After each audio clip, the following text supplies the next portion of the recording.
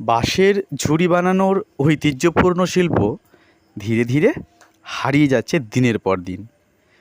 শহর উন্নতির কারণে বাঁশের ঝাড় কমে যাচ্ছে প্রচুর পরিমাণে।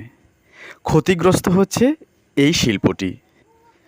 বাঁশের তৈরি জিনিসপত্র এই যেমন ঝুড়ি, মাদুর, টুপি, কোনো বাদ্যযন্ত্র, মেলায় গেলে আমরা যে ছেলেবেলায় পোড়া বাঁশের তৈরি বাঁশি পেতাম, আজকাল কিন্তু খুব কম, প্রায় দেখা যায় না বললেই চলে।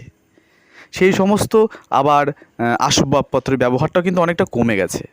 এই শিল্পকে বাঁচিয়ে রাখার জন্য কিন্তু আমাদের অবশ্যই সচেতন হওয়া উচিত।